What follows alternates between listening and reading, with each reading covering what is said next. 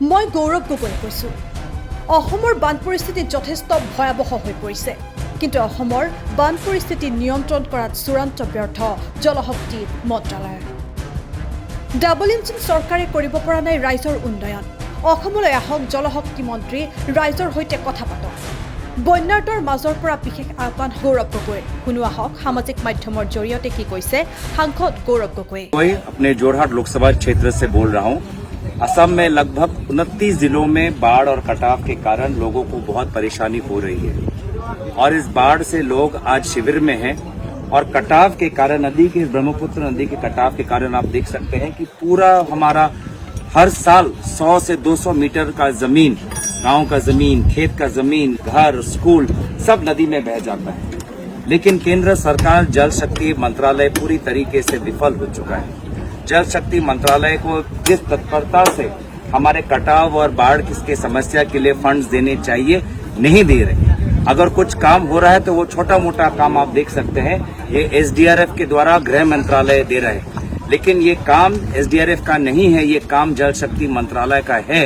और मैंने सदन में भी उठाया कि जल शक्ति मंत्री को तुरंत असम में आकर एक बड़ा सा एक वो स्टडी कर हमको जो हमें मिलना चाहिए वो हमें दे, लेकिन आज तक नहीं हो रहा। मैं तो आभार प्रकट करता हूं आदरणीय राहुल गांधी जी का। वो मणिपुर तो आए, लेकिन जल शक्ति मंत्री कहाँ, गृह मंत्री कहाँ, प्रधानमंत्री कहाँ, ये सवाल मैं उनसे जानना चाहता हूं। 8 साल से उनकी सरकार केंद्र में और राज्य में है। ये 8 सालों में बाढ़ और कटाव के लिए कितना पैसा उन्होंने खर्च किया, ये हिसाब। মই গৌৰৱ গগৈ কৈছোঁ।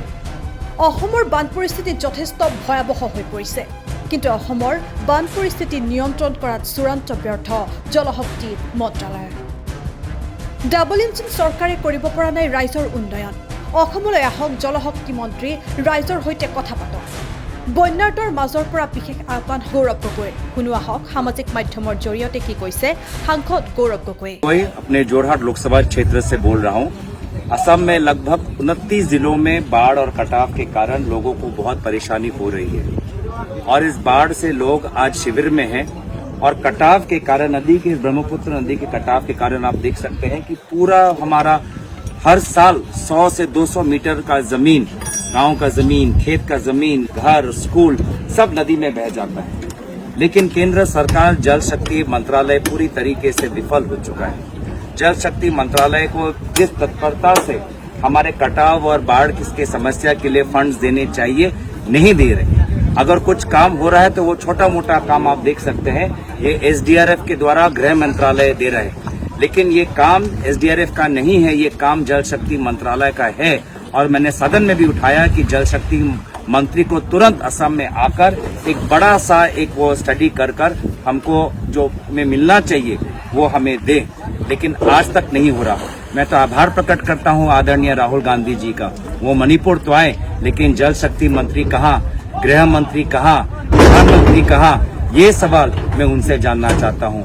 8 साल से उनकी सरकार केंद्र में और राज्य में है। ये 8 सालों में बाढ़ और कटाव के लिए कितना पैसा उन्होंने खर्च किया, ये हिसाब